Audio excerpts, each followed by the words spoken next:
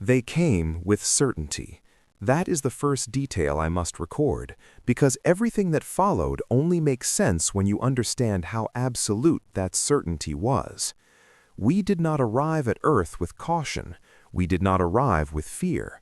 We arrived with conclusions already written. The coalition had seen worlds that burned their inhabitants alive beneath twin stars. We had catalogued oceans that dissolved flesh on contact, atmospheres that crushed lungs, ecosystems that hunted thought itself. We had endured them, studied them, quantified them. And in every case, survival reduced to variables: pressure, temperature, gravity. Always gravity. Earth was flagged early, before we even translated its primitive electromagnetic noise. A dense world, heavy, inefficient. Evolution under such strain was expected to produce slow, brittle life.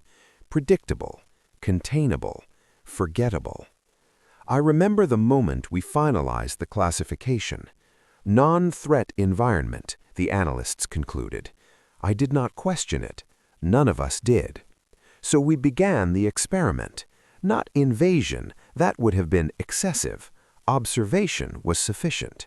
We selected a single unit, a soldier bred in high-pressure foundries, its internal structure reinforced with layered density supports, its skeletal framework engineered to withstand gravitic extremes far beyond standard thresholds.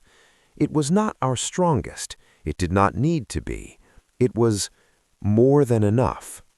Deployment was precise, orbital alignment stabilized, atmospheric entry calculated to perfection, descent vectors adjusted to compensate for the planet's irregular weather patterns. Even those storms, we dismissed them. Primitive turbulence. The unit breached the upper atmosphere in silence, its hull glowing briefly as friction kissed its surface. Telemetry streamed cleanly. Internal vitals optimal, structural integrity uncompromised. I monitored the feed alongside the others. Routine, unremarkable. The unit descended through layers of vapor and particulate clouds, the surface below resolving into fractured terrain, rock, vegetation, uneven topology. Inefficient terrain for movement, another mark against the planet. Then, contact. The moment its foot touched the surface, something shifted. At first, it was subtle, a fluctuation in the telemetry, a hesitation in the unit's posture. I leaned forward, adjusting the feed. "Stabilize," I instructed. The unit complied, automatically. Its internal systems compensated, recalibrating balance, redistributing weight. Standard procedure. But the data did not stabilize. It spiked. Gravity readings, already high, began to register micro-variations, not fluctuations in the planet itself, but in the unit's ability to withstand it. Its stance widened. Its limbs, designed for precision, trembled. That should not have been possible. "Report," one of the analysts demanded. The unit attempted to comply. It took a step, just one. The motion was slow, measured, controlled. But beneath that control, something was failing. I saw it in the way its joints resisted, in the way its frame compressed, not by design, but by force. The gravity was not simply high, it was oppressive. It pressed against every surface, every joint, every internal support. It did not allow equilibrium, it demanded submission. And the unit was yielding. "Compensation systems active," another voice reported. "Load redistribution." The sentence cut off, because that was when the first fracture appeared. It began internally, microstress along the support lattice, invisible to the exterior feed, but undeniable in the data stream. Hairline cracks, then expansion. The unit tried to take another step. It failed. Its leg buckled, not from impact, not from miscalculation, but from sheer weight, from existence. "Impossible," someone whispered. I did not respond. I was watching.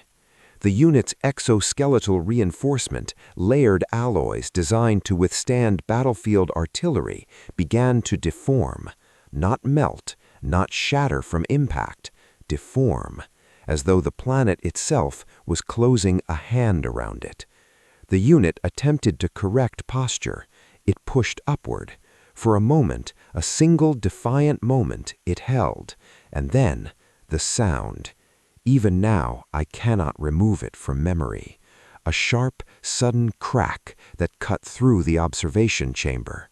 Not transmitted, felt. Bone, structural bone, snapping.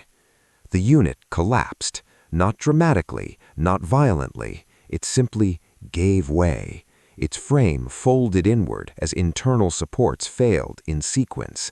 One fracture triggered another, a cascade of structural collapse.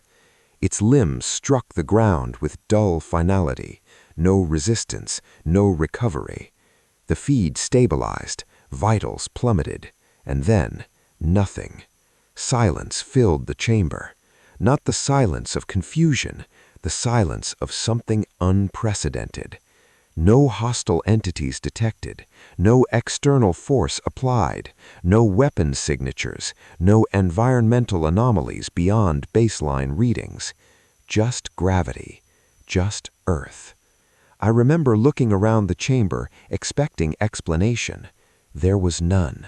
For the first time in recorded coalition history, a deployment had failed at initial contact, not due to opposition, but to environment alone.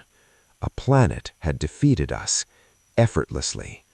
I began compiling the report immediately. Cause of failure, gravitational overload. Conclusion, environment exceeds projected tolerance thresholds. Recommendation, revise classification. It should have ended there. It would have on any other world. But then the secondary data stream arrived, delayed. Background observation logs from orbital surveillance. Supplemental visual feed incoming, an analyst said, their voice uncertain. I authorized playback. The display shifted, not to the fallen unit, but to the surface beyond it. At first, I did not understand what I was seeing. Movement, unstructured, organic, uncontrolled. Multiple figures, bipedal. They moved across the same terrain where our unit had collapsed. Freely. I enhanced the feed. The figures came into focus. Soft tissue, no external reinforcement, no visible structural augmentation. Primitive. And yet, they were walking, not struggling, not compensating. Walking. One of them ran. I felt something unfamiliar then. Not fear, not yet, but the absence of certainty. Cross-reference gravity data, I ordered. Confirmed. Same region, same load conditions. That was not possible. It could not be the same. I watched as one of the beings bent down, its form compressing under its own weight, and lifted an object from the ground. Effortless. Another turned, gesturing to the others. Their movements were fluid, unrestricted, unaffected. How? Someone asked, though no answer could follow. I focused on a single figure.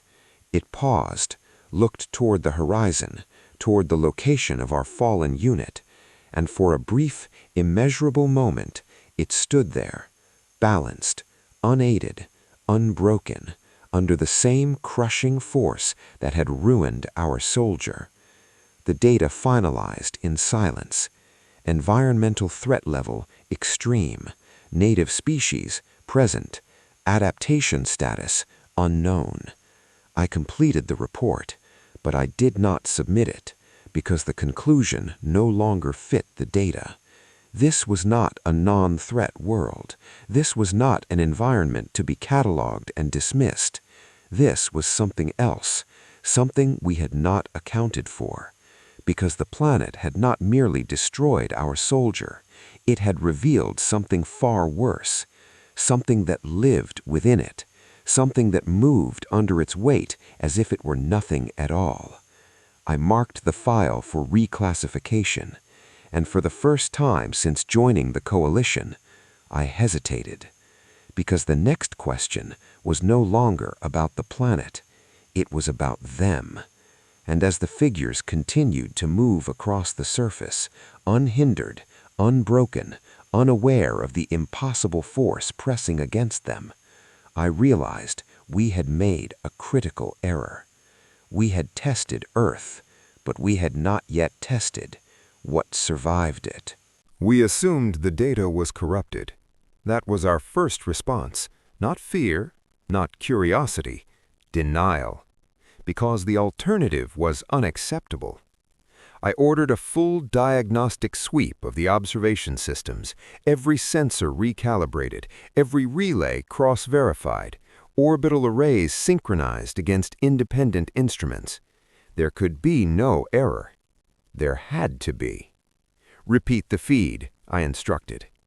The image returned. The same terrain, the same crushing gravity field, the same impossible figures moving across its surface as though reality itself had miscalculated. They walked. No, worse, they ran. I slowed the footage, frame by frame. Each step should have resulted in collapse. Each impact with the ground should have transmitted forces far beyond structural tolerance. But the data refused to obey expectation. The force traveled through them, into them, and was absorbed, redirected, endured. Impossible, one of the analysts said again, though the word had already lost meaning.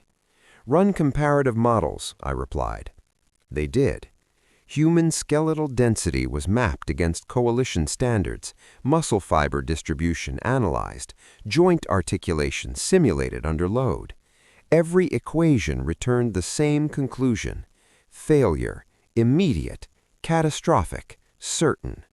And yet, the figures on the screen continued to move. I isolated one, a single human, designation arbitrary, identity irrelevant. It approached another of its kind, one that lay motionless on the ground. Injury, an analyst suggested? Observe, I said. The standing human bent down, slowly, deliberately. Its spine compressed under the force, its limbs angled to compensate. Every motion should have multiplied stress along its frame. I watched for the fracture, for the inevitable break. It did not come. The human grasped the other, dead weight, unresponsive, and lifted. Lifted. The data spiked. Load calculations updated in real time. The combined mass should have exceeded safe thresholds, should have triggered collapse. Instead, the human adjusted, shifted its stance, and began to move. Step, step, step. Each movement imperfect, but stable. Each motion strained, but intact. Its muscles trembled, yes, its breathing accelerated, but nothing broke, nothing snapped.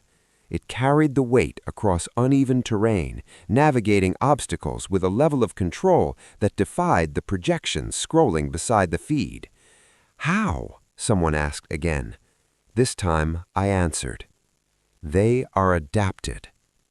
The words felt insufficient, because adaptation implied efficiency, optimization, design. But what I was witnessing was something else, something less refined, more stubborn. Recalculate tolerances, I ordered. Increase structural thresholds. The analysts hesitated. That would exceed biological plausibility, one said. Do it. They did. The models adjusted. Bone density increased beyond known limits, muscle fiber reinforced, neural response optimized for stress distribution. The result changed. Not enough. The human should still have failed. And yet, on the screen, it did not. More footage arrived. Different location, different subjects, same impossibility. A group of humans engaged in what appeared to be structured movement, repetitive, deliberate, coordinated. Training. I focused on one. It moved at speed, forward, then pivot, then acceleration again. Each impact with the ground sent measurable shock waves through its frame. The system highlighted stress points, predicted failure. Then, the human misstepped. A deviation in balance. Its foot struck uneven ground, momentum shifted, impact velocity spiked beyond safe parameters. "Pause," I commanded. The frame froze at the moment before contact. "Run projection," I said. The system complied. Skeletal failure, 87% probability. Joint dislocation, 92%. Systemic collapse, near certain. "Resume." The human hit the ground. Hard. The impact echoed even through the filtered feed. Its body twisted unnaturally, force distributed across joints in ways no structure should endure. For a moment, it did not move. Silence filled the chamber again. Yes, I thought, now the data aligns. Now reality corrects itself. The human groaned. The sound was raw, unfiltered, pain made audible. It rolled onto its side. Then it pushed itself upward, slowly, unsteadily, but undeniably. "No," one of the analysts whispered. The human reached its feet, weight redistributed, balance regained, and then it continued. Not cautiously, not tentatively. It resumed the movement pattern as though the failure had not occurred, as though it had not come within moments of structural destruction. The models updated again, frantically. Error margins widened, predictive accuracy degraded, because the system could not account for what it was seeing. I leaned back, observing the cascading recalculations. "They are not optimized," I said quietly. No one responded, because they understood what that meant. Optimization has limits. Efficiency creates boundaries. Perfect systems stop when thresholds are reached. But these beings, these humans, they were not perfect. Their movements were inefficient, their responses delayed, their structures inconsistent. And yet, they endured. Not because they were designed to, but because they had no choice. Or perhaps because they refused to accept one. Cavell, an analyst said, addressing me directly for the first time since the experiment began, "If the data is accurate, then their entire biology operates outside projected survivability models." I watched the human continue its training. Each movement imperfect, each step a negotiation between force and failure. "Yes," I replied. "And yet," the analyst continued, "they are stable." Stable. The word lingered, because stability implied balance, and there was nothing balanced about this. This was not equilibrium. This was resistance, continuous, relentless resistance against a force that should have crushed them at birth. More data streamed in. Long-term observation logs, lifespans, injury recovery rates, behavioral patterns under stress. The picture became clearer, more disturbing. "They are not just surviving Earth," I said. No one interrupted. "They are built by it." I magnified the feed once more, focused on the human that had fallen, now fully reintegrated into its group, moving, functioning, unbroken, as though the impact had been irrelevant. I felt it then. Not fear, not yet, but something closer. Recognition. Because if a species could endure this, if it could grow within this constant crushing force and call it normal, then everything we understood about limits was wrong. The data finalized with a quiet chime. Classification update pending. Environmental threat extreme. Native species anomalous. I hesitated before confirming, because the conclusion forming in my mind did not belong in any report. It was not scientific. It was not measurable. It was something else, something instinctive. The danger was not that these beings could survive under such conditions. The danger was not even that they could function. It was that they did not see it as extraordinary. To them, this was normal. And if this was their baseline, if this crushing, relentless force was merely the beginning, then I had to know. What happens when they are pushed beyond it? We escalated the experiment. There was no formal vote, no extended deliberation. The data itself demanded it. If Earth was the variable that had broken our soldier, then its native species was the answer, or the warning. Authorize controlled interaction, I stated. The chamber did not object. For the first time since initial contact, we would not remain distant observers. We would engage, carefully, precisely. A subject was selected from the surface population, not by rank, not by specialization, not by any measurable superiority. Average. That distinction mattered. We did not want their strongest, we wanted their normal. Because if their baseline was already exceeding our models, then understanding it required removing all extremes. The extraction was executed without resistance. The human was isolated, contained, and transferred into a controlled environment aboard the observation vessel. I observed it for the first time, not through distant surveillance, but directly. It was unimpressive. Soft structure, no visible reinforcement, surface layer protection minimal, internal readings consistent with prior scans. Fragile. Everything about it suggested fragility. And yet, the data insisted otherwise. Initialize environmental calibration, I ordered. The chamber adjusted. Gravity reduced to coalition standard. Atmospheric composition stabilized. Pressure normalized. Temperature optimized for biological comfort. A perfect environment. A merciful one. For the first time in its existence, the human would experience relief. Or so we believed. The restraints were released. The human remained still for a moment, its eyes moving across the chamber, taking in its surroundings. Then it stood, slowly, cautiously. I watched its posture shift, not with ease, with uncertainty. Baseline movement, an analyst reported, but the data was already deviating. The human took a step. It overcompensated.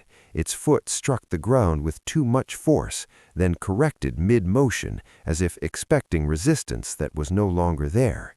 Its balance wavered.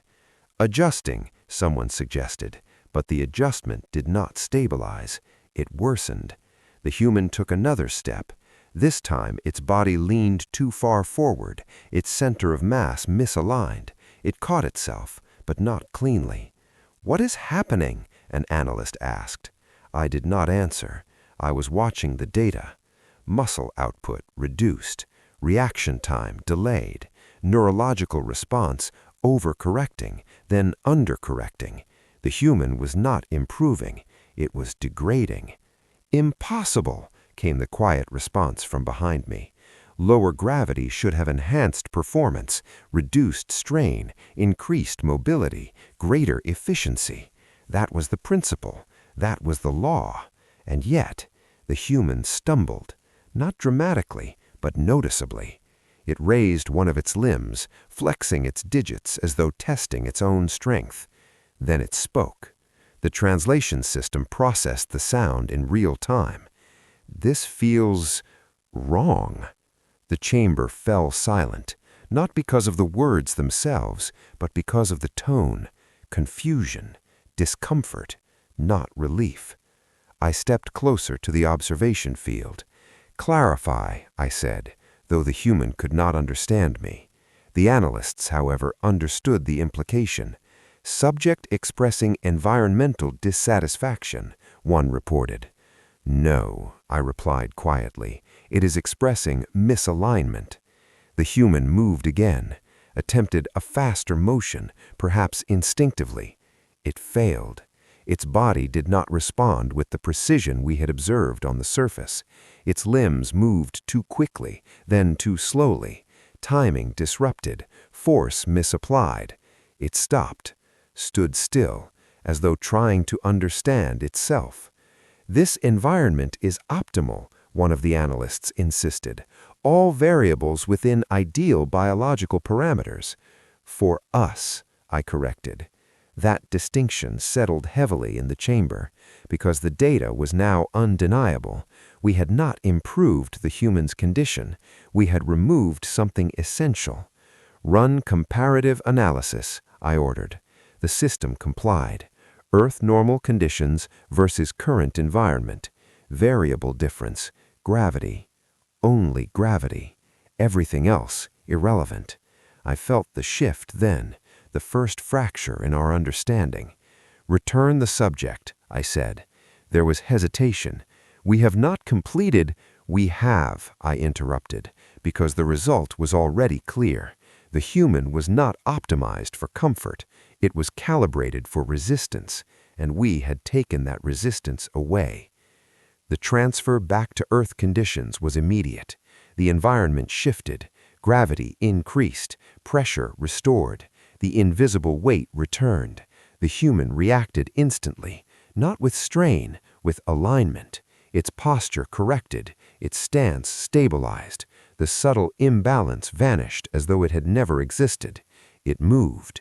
One step, perfect. Another, controlled. It accelerated, and this time there was no hesitation, no miscalculation. Its body responded with the same fluid precision we had observed from orbit. Muscle output increased, reaction time sharpened, neural synchronization stabilized. Every metric returned to optimal range. Impossible, the analyst whispered again, but I no longer agreed. No, I said quietly, consistent, because this made sense in a way that the reduced environment never had. The human was not enhanced by Earth, it was being completed by it. I watched as the subject performed a series of movements, testing itself again, running, stopping, turning. Each motion reinforced the conclusion forming in my mind. It was not simply capable under these conditions, it required them. Dependency, one of the analysts said, reading from the updated data. The word echoed in the chamber. Dependency, a dangerous trait, a limiting one. And yet, in this context, it was something else entirely. Not dependency, I corrected, foundation, because dependency implies weakness in absence, but what we were seeing was strength in presence. Remove the force, and the human faltered. Restore it, and it became whole again. Earth had not merely shaped this species, it had defined it. Every movement, every function, every response, all of it built upon a constant crushing force that would destroy most known life. And yet, for them, it was necessary. I turned back to the observation field. The human had stopped moving.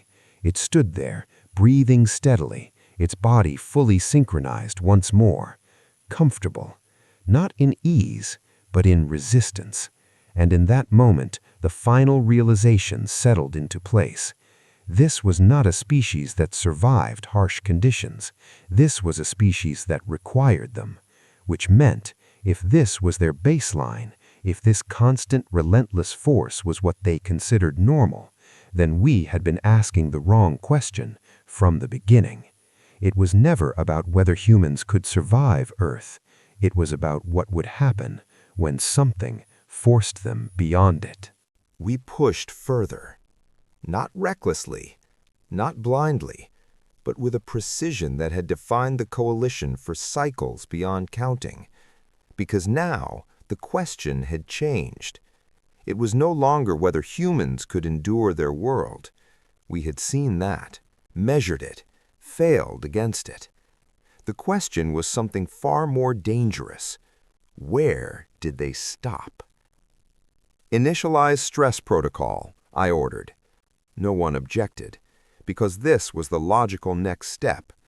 If their baseline exceeded expectation, then their limits had to exist somewhere beyond it. Every system has a breaking point. Every structure, no matter how adaptive, reaches a threshold where continuation is no longer possible. We would find it. The human subject was returned to containment. No restraints, no interference, only observation. "Begin load increase," came the signal. The environment shifted, gradually at first, then more aggressively. Gravity intensified beyond Earth normal parameters, not drastically, but enough to register. The human noticed immediately. Its posture adjusted, its stance widened, muscles engaged at higher output levels. It compensated, as expected. Oxygen levels reduced by 10%. The atmosphere thinned. The human inhaled, then again, more sharply. Its breathing changed, faster, shallower, but it did not stop. Introduce instability. The ground beneath it shifted, subtle at first, then erratic, uneven surfaces, sudden inclines, disruptions designed to break rhythm and force constant recalibration. The human staggered, recovered, adjusted. Its movements lost efficiency, precision degraded, but function remained. Continue escalation. Gravity increased again. Oxygen reduced further. The environment pressed inward from all directions, weight from above, absence from within, instability below. A triad of failure. I had seen this configuration end advanced species in moments. Systems overloaded, bodies shut down, survival protocols triggered. They stopped. They always stopped. The human did not. It moved. Slower now, each step deliberate, each motion requiring visible effort. Its muscles trembled beneath the strain. Micro-adjustments became exaggerated. Its balance wavered, correcting later than before. "Stress indicators rising," an analyst reported. "Cardiovascular strain elevated. Oxygen saturation declining." "Continue," I said, because this was expected. This was the approach to the threshold. The human reached the first task marker. A simple objective, move from one point to another. Under normal conditions, trivial. Now, it was everything. The human stepped forward. Its foot struck the unstable ground and slipped. Its body tilted. For a moment, it nearly fell, but it caught itself. Barely. A sharp exhale escaped its lungs. Pain, exertion, both. Its breathing grew louder, audible now even through filtered audio. Inhale, exhale, faster, harder. "Collapse imminent," one of the analysts said quietly. I did not respond, because I was watching something else, not the body, the pattern, the intent. The human paused, just for a moment. Its head lowered. Its shoulders rose and fell with each strained breath. This was the moment, the decision point. Every model we had predicted ended here. This was where systems failed, where survival instincts overrode function, where continuation ceased. The human spoke. The translation system activated automatically. "I can keep going." The chamber went still, not because of the words, but because of their nature. This was not a command, not a reflex, not a system directive. It was a statement, a decision. "Repeat," an analyst whispered. The logs captured it again. "I can keep going." The human moved, one step, then another, slower now, unsteady, but forward, always forward. "Why is it continuing?" someone asked. There was no answer, because there was no mechanism, no override, no algorithm forcing action beyond safe limits. I accessed the psychological feed. cognitive patterns fluctuating, stress responses elevated, pain signals active. Everything within the human system indicated cessation, stop, rest, preserve, and yet it ignored all of it. The second task marker approached. The human stumbled again. This time it fell. Impact against unstable ground, hard. The force should have ended it, should have triggered shutdown. Instead, it groaned. The sound deeper now, rougher. It remained still for a moment, too long. "This is the end," an analyst said. I almost agreed, because the data aligned, because this was where it should end. The human moved. A hand pressed against the ground. Its arm shook violently as it attempted to push upward, failed, collapsed back down, breathing ragged now, uncontrolled. The oxygen reduction was taking effect, neural response slowing, motor function degrading. Everything was failing. Everything. Except the attempt. Again it pushed. Again it failed. A third attempt, partial success. Its body rose halfway, then trembled, threatening collapse once more. "I can keep going," the log recorded again.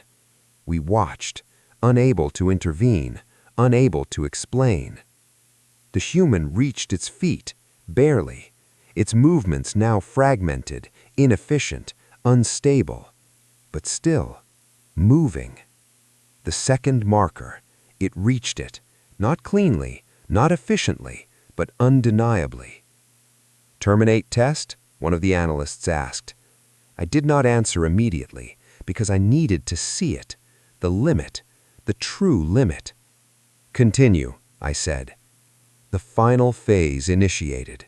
Gravity increased to peak threshold, oxygen reduced to critical levels, environmental instability maximized, everything designed to break what remained. The human took one step, then another. Its body swayed with each movement as though disconnected from control. Its limbs no longer obeyed precise commands. They responded loosely, desperately. And yet, they responded. "I can keep going." We heard it again, quieter this time, but present. The final marker, just ahead, so close. The human reached forward, its hand extended, its body followed, and then it collapsed, completely. No attempt to catch itself, no correction, just failure. The chamber remained silent. Vitals dropped rapidly, but not to zero. Unconscious, not terminated. I reviewed the logs. Time to collapse beyond projected limits. Task completion achieved, despite every indicator predicting failure, despite every system signaling stop. It had continued, not because it was required, not because it was programmed, but because it chose to. I felt it then, not confusion, not uncertainty, something deeper. Because strength we could measure, adaptation we could model. But this defied both, because there was no formula for choice, no equation for refusal, no variable for will. I closed the report slowly, because for the first time, the data was not the most important part. The implication was. And as the human lay motionless, having pushed itself beyond every measurable limit, I understood something that the coalition was not prepared to accept. We had not found their breaking point. We had found something far worse, something that existed beyond it. And the question that followed was no longer scientific. It was strategic. What do you do against something that decides not to stop? We removed the safeguards. Not gradually, not cautiously, completely. "Disable intervention protocols," I ordered. There was hesitation this time. Not from doubt in the procedure, but from something far more unfamiliar: concern. Without termination thresholds, an analyst said, the subject may sustain irreversible. Yes, I interrupted. That was the point. Because everything we had observed so far existed within boundaries: measured stress, controlled escalation, predictable failure points.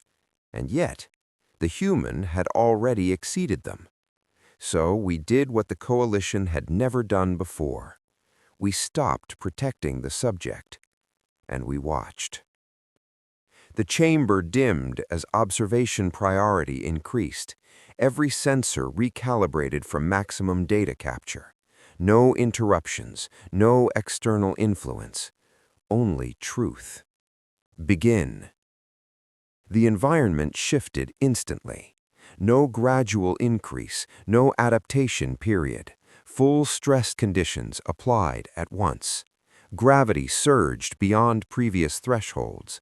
Oxygen dropped sharply. Instability peaked. The human reacted, but slower this time. Its body was already fatigued from prior testing. Its reserves diminished. Its systems strained. This was not a fresh subject. This was a damaged one, and we pushed it anyway.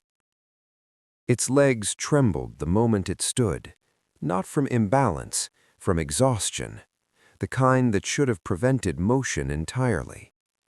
Muscle fiber degradation detected, an analyst reported, micro-tearing across major groups. Continue, I said. The human took a step. Its foot landed unevenly. Correction delayed. Balance compromised. It nearly fell, recovered, barely. Its breathing was already unstable, too fast, too shallow. Oxygen deprivation accelerating, neural lag increasing. Everything within its body was failing before the test had even truly begun. And yet, it moved. Why is it moving? Someone asked, their voice tight. No one answered, because the question no longer had meaning. The human reached for the first objective, a simple interaction: lift, carry, place. Under normal conditions, trivial. Now, impossible. It bent down, its spine compressed under the load. Too much, too fast. The data spiked violently. Structural stress exceeding safe limits. Its muscles contracted, then faltered. The object did not move. The human paused, breathing ragged, hands shaking. This was the point, the stop, the shutdown. Every species we had ever studied would have ceased here. Preservation would override function. Survival would demand stillness. The human tried again. The object lifted, just slightly, then dropped. A sharp exhale escaped it. Pain, clear, undeniable. Neural distress signals, extreme, the analyst reported. The human's hands tightened, grip adjusted, body repositioned. It tried again. This time, it succeeded. Barely. The object lifted into its grasp, not smoothly, not efficiently, but effectively. That is beyond threshold, someone said. I was already watching the next anomaly. Its movement, not refined, not controlled, but committed. Each step it took now was unstable. Its limbs no longer responded with precision. They responded with intention. Force applied without optimization, energy expended without conservation. It was not efficient. It was not sustainable. And yet, it worked. Muscle failure imminent, bone stress critical, neural overload approaching. The warnings came faster now, layered, relentless, ignored. The human stumbled forward.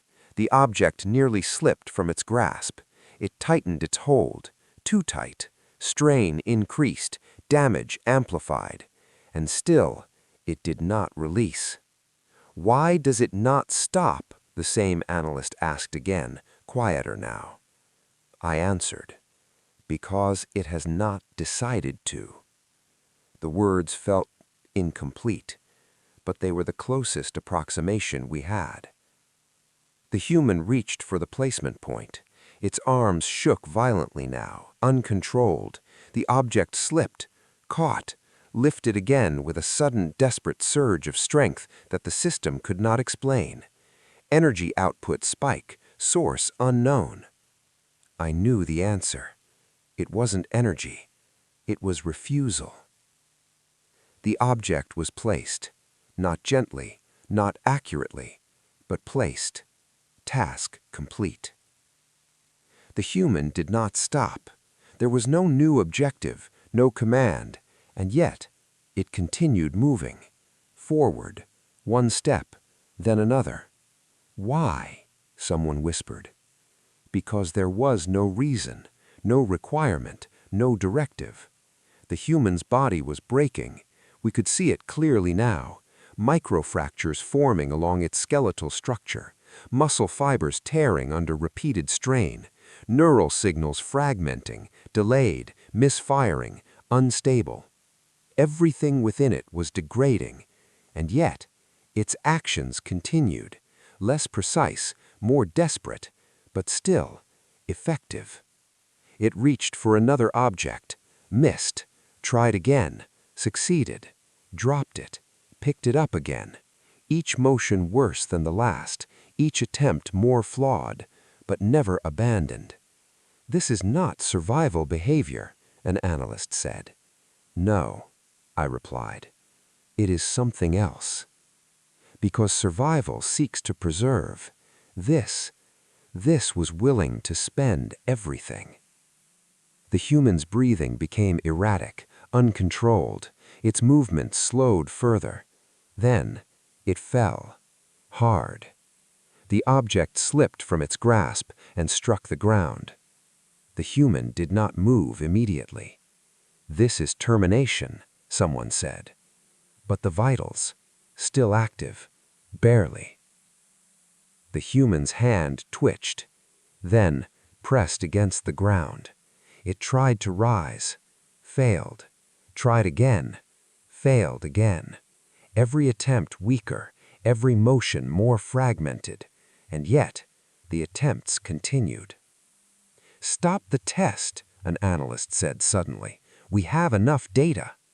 I did not respond, because I needed to see it, the true end, the final limit. The human made one last attempt. Its body rose, halfway, trembling, then collapsed completely. No further movement. Vitals stabilized at minimal levels. Unconscious. Finally, still.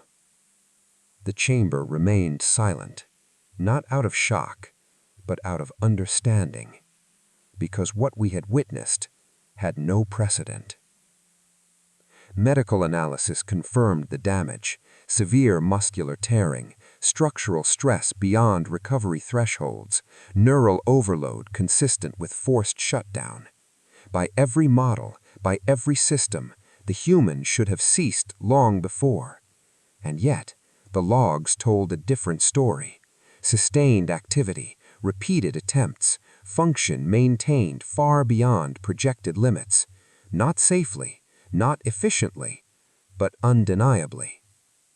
I compiled the data personally, no delegation, no automation, because this required precision, clarity, finality. Classification field, anomaly. I paused, then deleted it, because this was not an anomaly. It was consistent, it was repeatable, it was intrinsic. I entered a new classification, unbounded persistence. The words settled heavily into the system because they implied something the coalition had never encountered, a variable without a limit. I closed the report, but I did not feel completion because the question had changed again. It was no longer whether humans could exceed their limits. We had seen that, proven it. The question now was far more dangerous. Did they have limits at all? And as I looked back at the motionless form of the human, its body broken, its system strained beyond reason, yet still alive, I realized something that should not have been possible. We had pushed it past every boundary we understood, and still, it had not chosen to stop. Which meant, if it ever did, it would not be because it had to. It would be because it decided to. And that distinction, that single... We needed confirmation, not belief, not interpretation, proof. Because what we had observed in the human subject could not remain unchallenged. It defied too many principles, violated too many certainties, and the coalition does not accept conclusions without verification. Prepare a control subject, I ordered. This time, one of our own. Not a standard unit, not expendable, a reinforced soldier. Optimized, refined, engineered to operate at the very edge of survivability thresholds. If anything could replicate or surpass the human's performance, it would be this. The chamber shifted as the subject was deployed. Its form stood in stark contrast to the human. Where the human had been soft, inefficient, imprecise, this was perfection. Layered structural plating, reinforced joints, internal systems calibrated to distribute stress with absolute precision. Every movement measured, every function optimized. No wasted energy, no unnecessary motion. It stood still, awaiting instruction. No hesitation, no confusion, only readiness. Initialize identical conditions, I said.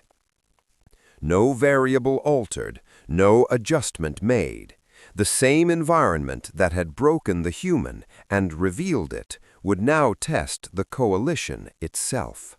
Gravity increased, oxygen reduced, instability introduced. The soldier responded instantly, perfectly.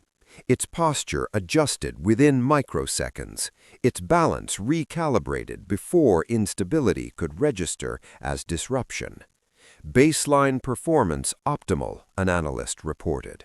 Of course it was. This was what we built. The soldier began the task. Step 1, movement to the first marker. Its stride was flawless, each step placed with mathematical precision. Force distributed evenly across its structure, no wasted motion, efficient, controlled, perfect. I watched carefully, because perfection had never concerned me before. Now it did. The soldier reached the first objective. It bent down, lifted the object, cleanly, without strain. Load distribution within acceptable limits. It turned, moved, every motion aligned with projected outcomes. No deviation, no inefficiency, no struggle. For a moment, I almost felt relief. Perhaps the human had been an anomaly. Perhaps we had overestimated the significance. Perhaps perfection was still superior. The soldier approached the next phase. Stress increased, gravity pushed higher, oxygen dropped further, instability intensified, the environment sharpened, and the soldier continued, unchanged. System compensation active, an analyst reported. Performance remains within optimal range. Of course it did, because this was what it was designed for. This was what it was meant to endure. The second objective approached. The soldier adjusted its grip, calculated the force required, executed the motion, flawless, no tremor, no hesitation, no deviation. Then, the threshold. It came quietly, not with impact, not with failure, but with a number, a single value crossing a predefined limit. Structural stress approaching maximum tolerance. The soldier did not slow, it did not hesitate, it did not struggle, because it did not need to. It was still within acceptable parameters, but then, the next increment. Gravity increased again, oxygen reduced further, instability peaked, and the number changed. Threshold exceeded. Everything happened at once. System compensation active, an analyst reported. System compensation active. Of course it did, because this was what it was designed for. This was what it was meant to endure. The second objective approached.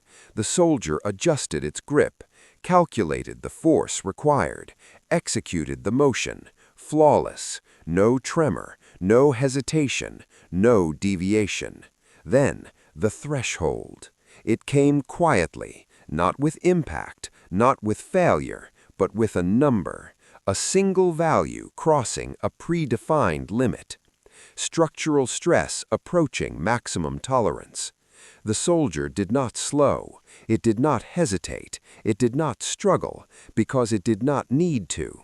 It was still within acceptable parameters, but then, the next increment.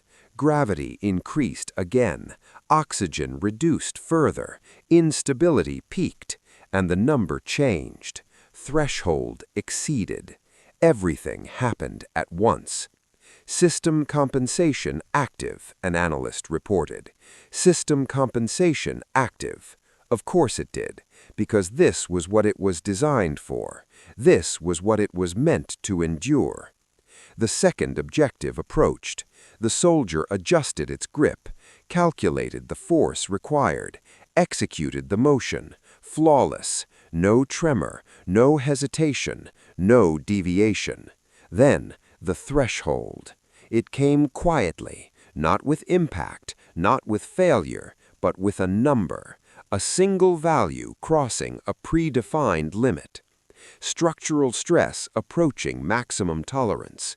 The soldier did not slow, it did not hesitate, it did not struggle, because it did not need to.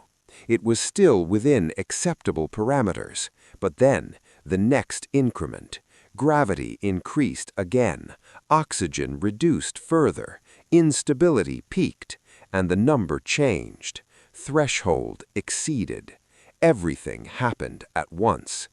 System compensation active, an analyst reported. System compensation active. Of course it did, because this was what it was designed for. This was what it was meant to endure. The second objective approached. The soldier adjusted its grip, calculated the force required, executed the motion, flawless, no tremor, no hesitation, no deviation. Then, the threshold. It came quietly, not with impact, not with failure, but with a number, a single value crossing a predefined limit. Structural stress approaching maximum tolerance. The soldier did not slow, it did not hesitate, it did not struggle, because it did not need to. It was still within acceptable parameters, but then, the next increment. Gravity increased again, oxygen reduced further, instability peaked, and the number changed. Threshold exceeded. Everything happened at once. System compensation active, an analyst reported. System compensation active. Of course it did, because this was what it was designed for. This was what it was meant to endure. The second objective approached. The soldier adjusted its grip, calculated the force required, executed the motion, flawless, no tremor, no hesitation, no deviation. Then, the threshold. It came quietly, not with impact, not with failure, but with a number, a single value crossing a predefined limit. Structural stress approaching maximum tolerance. The soldier did not slow, it did not hesitate, it did not struggle, because it did not need to. It was still within acceptable parameters, But then, the next increment. Gravity increased again. Oxygen reduced further. Instability peaked, and the number changed. Threshold exceeded. Everything happened at once. System compensation active, an analyst reported. System compensation active. Of course it did, because this was what it was designed for. This was what it was meant to endure. The second objective approached. The soldier adjusted its grip, calculated the force required, executed the motion. Flawless. No tremor, no hesitation, no deviation. Then, the threshold. It came quietly, not with impact, not with failure, but with a number, a single value crossing a predefined limit. Structural stress approaching maximum tolerance. The soldier did not slow, it did not hesitate, it did not struggle, because it did not need to. It was still within acceptable parameters, but then, the next increment. Gravity increased again, oxygen reduced further, instability peaked, and the number changed. Threshold exceeded. Everything happened at once. System compensation active, an analyst reported. System compensation active. Of course it did, because this was what it was designed for. This was what it was meant to endure. The second objective approached. I requested direct communication. That alone should have marked the moment as unprecedented. The coalition does not speak to test subjects. We observe, we measure, we conclude. We do not ask, because questions imply uncertainty, and uncertainty had never been our domain, until now. Authorize interface, I said. There was hesitation, not procedural, conceptual. Direct interaction introduces variables, an analyst warned. It already has, I replied. That ended the discussion. The chamber was prepared, not as a containment field, not as a testing environment, but as something far more unfamiliar to us, a space for exchange. The human was brought in, recovered. Not fully, our scans confirmed lingering strain, residual damage, microscopic fractures still in the process of repair. And yet, it walked, unaided, unrestrained, stable, as though what it had endured had been temporary, inconsequential. I observed it closely. At rest, it appeared no different from initial scans, soft, unreinforced, unremarkable. And yet, I could no longer see it that way, because I had seen what it did under pressure, and that changed everything. Translation matrix active, an analyst confirmed. Proceed. The human looked around the chamber. Its gaze moved across the observation field, pausing briefly where it sensed presence, even if it could not perceive us directly. There was awareness there, not of us specifically, but of being observed. Begin, I said. The interface activated. Sound translated. Meaning approximated. Not perfect, but sufficient. I spoke. How did you continue when your body was failing? The words hung in the chamber, simple, direct. Every system we had relied on, every model, every projection had failed to answer that question, so we asked it. The human did not respond immediately. It stood there, still, its breathing steady, its posture relaxed, but not careless. It considered the question, not analytically, not mechanically, but naturally, as though the answer did not require calculation, only recollection. Seconds passed, longer than expected. Clarify prompt, an analyst suggested. No, I said, because this pause, was part of the answer. The human exhaled softly. Its gaze lowered for a moment, as though replaying something internal. Then it spoke. I didn't think about stopping. The translation processed the statement, displayed it across every system, repeated it for verification. I didn't think about stopping. Silence followed. Not confusion, not disbelief, something deeper, because the answer was insufficient. It explained nothing. It offered no mechanism, no structure, no process. Coalition linguists immediately engaged. Parsing intent, one reported, analyzing contextual layers. There are none, another replied moments later. No metaphor, no implied substructure. Statement is literal. I replayed it myself. I didn't think about stopping. There was no complexity, no hidden variable, no advanced cognition, just absence. Absence of cessation, absence of the decision to stop. Explain, one of the analysts said, though the human could not hear them. There is nothing to explain, another responded. That is the explanation. I focused on the human again. It had already moved on, its posture unchanged, its breathing steady, as though the question and its answer held no significance. To us, it was everything. To it was obvious. Ask again, someone suggested. Rephrase, seek elaboration. I considered it, then dismissed the idea, because I understood. Not fully, not completely, but enough. We are asking the wrong question, I said. They turned to me, waiting, because now more than ever, they needed an answer. We ask how, but there is no how. I gestured toward the displayed statement. This is not a process. It is not a system we can model or replicate. It is a decision, and decisions cannot be predicted. The chamber remained silent, because that realization cut deeper than any data we had gathered.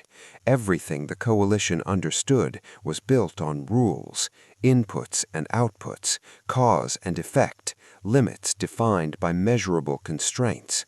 But this existed outside of that structure, because if a being could choose to ignore its limits, then those limits were no longer absolute. They were optional. That is not possible, an analyst said quietly. No, I agreed, it is not. And yet, we had seen it, measured it, proven it, repeatedly. I turned back to the human, still standing, still stable, still ordinary. And yet, it was not, because within it existed something we had never accounted for. Not strength, not resilience, something far more dangerous, the ability to decide. I accessed the full data set again, every test, every failure point, every moment the human should have stopped, and did not. There was no pattern, no trigger, no consistent threshold, because the stopping point was not defined by the body, it was defined by the mind, and the mind was not bound by the same rules. That is why our projections failed, I said. No one interrupted, because they already understood. We built our models on limits, on what a body can endure, on when it must stop, on how systems preserve themselves. But humans do not always follow those rules. They can choose not to. The weight of that truth settled into the chamber, because it changed everything. Not just about humans, but about understanding itself. Earth was no longer just a high-gravity world, not just a hostile environment, not just a variable to account for. It was something else entirely, a crucible, a place where only those who could endure, not just physically, but mentally, survived, and humans were the result. I closed the communication channel. No further questions, none were necessary, because the answer we received, simple, incomplete, terrifying, was enough. I didn't think about stopping. I archived the statement, not as data, but as a warning, because for the first time, we were not facing a species that exceeded limits. We were facing one that could ignore them. And as I looked at the human one final time, standing there, unaware of the implications it carried, I realized something that the coalition was not prepared to confront. If their strength came from choice, then their true potential was not fixed, it was limitless, and that meant we had not yet seen what they were truly capable of. Because we had only tested them under pressure, we had not yet given them a reason. And if that reason ever came, if something ever forced them not just to endure, but to act, then the question would no longer be how far they could go. It would be, who could possibly stop them? The final report was not a recommendation. It could not be. Recommendations imply options. This did not. I compiled it alone. No delegation, no automated synthesis. Because what needed to be said could not be reduced to data points or probability curves. It required clarity, finality, truth. Begin archival classification, the system prompted. I paused, not because I lacked the information, but because I understood the weight of what I was about to define. Priority level, the system requested. I entered it manually. Highest. Not for technological advancement, not for military capability, not for expansion potential. Those would have been expected, manageable, predictable. This was none of those things. Threat classification? The system asked. I considered the term. Threat implied intent, hostility, aggression. We had observed none of that. The humans had not acted against us, had not even known we were there. And yet, they were dangerous. More dangerous than any species we had catalogued. Because danger is not defined by what a species intends to do. It is defined by what it is capable of doing when it must. Classification, I said slowly. Unpredictable. The system hesitated. Clarify. Unbounded behavioral variance under stress conditions, I corrected. More precise, more acceptable, but still insufficient. Because what I meant could not be fully captured in our language. I continued the report. Earth, high-gravity world. Environmental pressure exceeds standard survivability thresholds for coalition species. That part was simple, measured, objective. Then, native dominant species, human. I paused again, because everything that followed would define how the coalition understood them, for cycles, perhaps longer. Humans are not the strongest known species. True. We had records of beings with greater raw force output. Not the fastest. Also true. There were species that moved with far greater efficiency and speed. Not the most advanced. Undeniable. Their technology, while developing, did not approach coalition standards. I stopped there, because everything up to that point was irrelevant. However, I continued, they possess a unique behavioral anomaly. I accessed the logs, every test, every moment, every decision. They endure. The word appeared on the screen.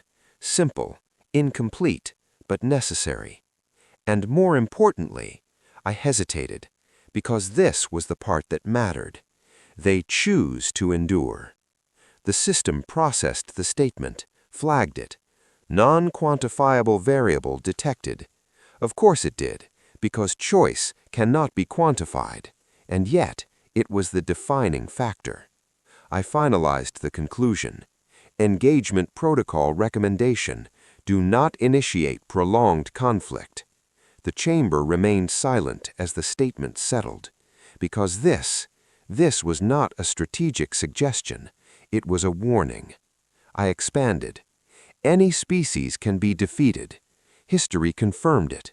Empires had fallen, systems had collapsed, even the most advanced civilizations had limits. Any force can be overcome, given time, given pressure, given the right conditions. Everything breaks, everything stops, except, I hesitated only briefly before completing the thought, a species that refuses to stop cannot be predicted, and unpredictability is the one variable no system can fully account for. I closed the report, archived it, sealed it under highest priority classification. The coalition would review it, debate it, perhaps even challenge it, but the data would remain, the conclusion unavoidable. Earth was not to be engaged lightly, not because it would defeat us quickly, but because it might not stop. "Withdraw observational units," I ordered. This time, there was no hesitation. The command executed immediately. Probes disengaged from orbit, data streams terminated, presence erased. We would leave, not in defeat, but in understanding.